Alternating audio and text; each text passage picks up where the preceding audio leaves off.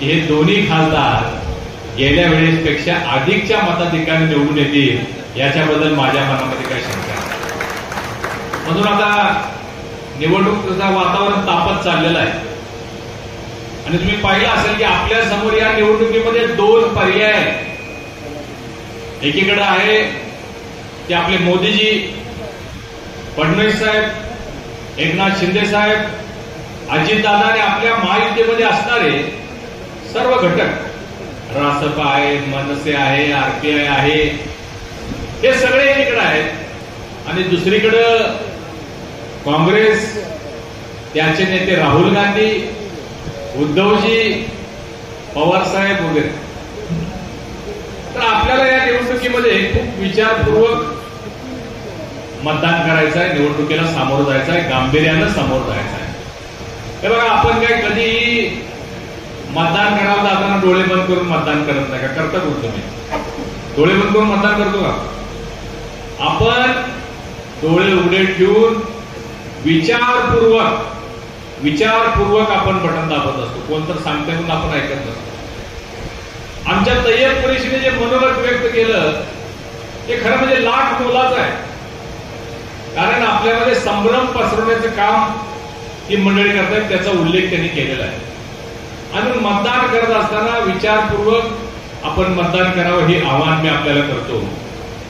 कारण आपल्या सगळ्यांना विकास प्रिय आहे. आपल्याला कोण काय म्हणतंय काय याच्याशी घेणं देणं नाही.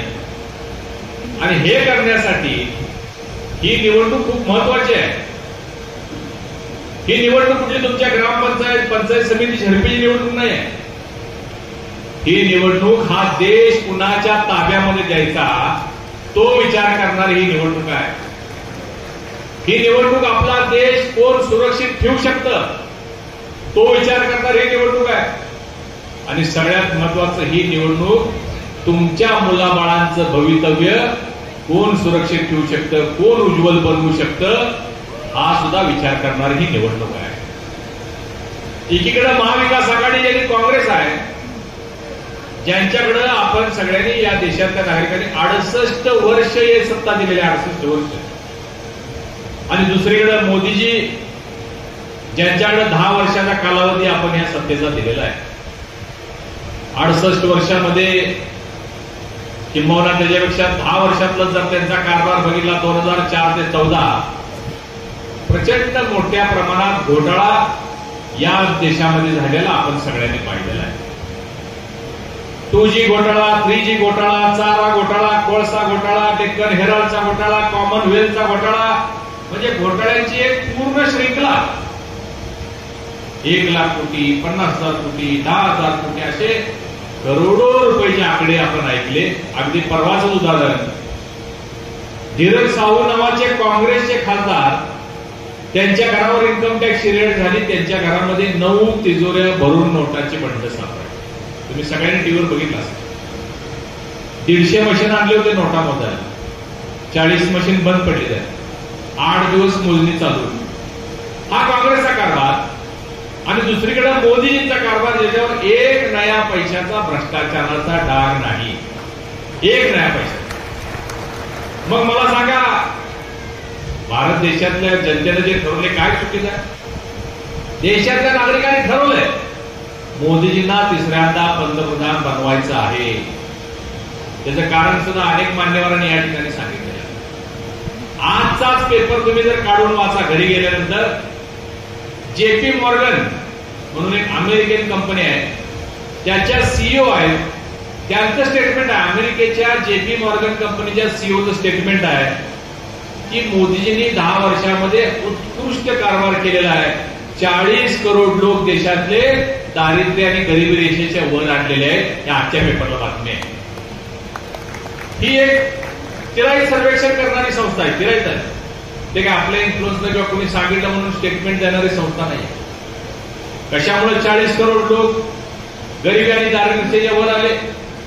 70 वर्ष का नाही येऊ शकले? कारण 70 वर्ष काँग्रेसचं पोटच भरलं नाही. भ्रष्टाचार एवढा केला की गरिबांच्याकडे लक्ष देण्याचा त्याचा प्रश्नच कधी आला नाही त्यांच्यासाठी.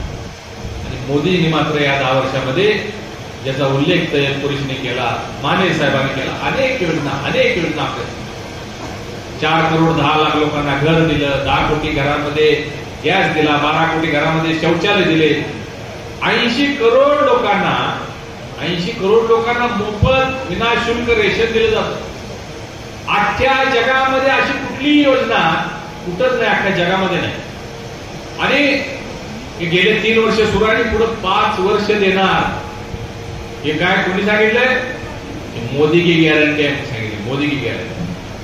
मला सांगा, आपण जर एखाद्याच्या घरी गेलो, एक वेळ जेवण आपल्याला तिने अन्न दिलं, आपण जेवल्यानंतर आपल्या भारतीय संस्कृती आहे ना, अन्नदाता सुखी भव, तोंडातून नाही म्हणलं तरी मनातनं हृदयात येते का नाही आपल्या. मग मला सांगा, एक वेळचं जेवण देणाऱ्यांना जर आपण आशीर्वाद देत असेल तर 8 वर्ष आपल्या भाकरीची व्यवस्था करणाऱ्यांना आपण काय दिलं पाहिजे? काय मागितलं त्याने? एक मत मागितलंय, तेही आपल्यासाठी आहे, आपल्यासाठी. बंधूंनो, या देशामध्ये अनेक घटना अशा आपण पाहिलेल्या ज्या कधी ऐकल्या, विचार केला नव्हते आपण. आपल्याला दिवाळी फक्त दिवाळीलाच साजरी करायची माहिती आहे. दिवाळी आली की मात्र आपण 1 महिना आधी तयार करतो, घर साफसफाई करतो, दसऱ्याला सगळ्या चादरी बेडशीट धुवायला काढतो, आकाश दिवा आणतो, फटाके उडवतो, पंती लावतो. एवढीच आपल्याला दिवाळी माहित आहे. परंतु मोदीजींनी या 10 वर्षामध्ये आपल्याला 5-25 वेळा दिवाळी करायला लावलेली आहे. उदाहरण तुम्हाला मी देतो. राम मंदिर झालं तेव्हा आपण सगळ्यांनी दिवाळी साजरी केली का नाही? फटाके वाजवले, रांगोळी. महिलांना तसं तुम्ही अशा पद्धतीचं अफवा आणि आश्वासन देऊन महिला कुठं अशा अफवांना बळी पडतील का? कशातून देणार तुम्ही 12.5 लाख कोटी? हे तुम्ही सांगितले का? ते सांगत नाहीत. ते खटाखट म्हणतात, बटन पैसे न. ते राहुल गांधीचे व्हिडिओ बघताना मला हसू येते. तुम्हाला येते, हसायला लागलं तुम्ही सगळे. ते कसं बोलतात? दुसरीकडे आणखीन एक काँग्रेसचा जाहीरनामा आपल्यासाठी घातक आणि विषारी आहे, ज्याचा उल्लेख गेले 2 दिवस प्रधानमंत्री महोदय करतात. तुम्ही मुद्दा म्हणून ते वाचा, पेपरला वाचा किंवा काँग्रेसचा जाहीरनामा वाचा. त्यांनी काय सांगितले की तुमच्या सगळ्यांच्या संपत्तीचा आम्ही ऑडिट करणार आणि ज्यांच्याकडे जास्त आहे ते सगळं काढून आम्ही एका विशिष्ट समाजाला देणार. असं चालेल का? पण कष्टानं कमवतो आपण, कष्टानं संपत्ती निर्माण करतो, घर बांधतो, गाडी घेतो, इस्टेट करतो, ते म्हणतात आम्ही तुमच्याकडे काढून ज्याला जरी परिस्थिती निर्माण त्याला काढून देणार. सॅम पिट्रोडा जे काँग्रेसचे प्रवक्ते आहेत, आज त्यांचं पेपरला मोठं स्टेटमेंट आहे. मी तुम्हाला जुनं पुराणं हवेकडे काय सांगत नाही. आज मी जे बोलतोय घरी गेल्यानंतर तुम्ही पेपर वाचायचा आहे. सॅम पिट्रोडा जे हे व्यक्ती आहे ज्यांनी काँग्रेसचा जाहीरनामा बनवला, त्यांनी काय सांगितलं? अमेरिकेमध्ये अशी पद्धत आहे की जर तुमच्याकडे $100 मिलियन असतील आणि जर तुमचा मृत्यू झाला तर त्यातले $55 मिलियन सरकारी जमा होणार आणि तुमच्या मुलांना 45 मिलियन. यावर तुम्हाला काय वाटते कमेंट बॉक्समध्ये लिहा. चॅनलला सबस्क्राईब केले नसेल तर नक्की सबस्क्राईब करा. जगात भारी कोल्हापुरी.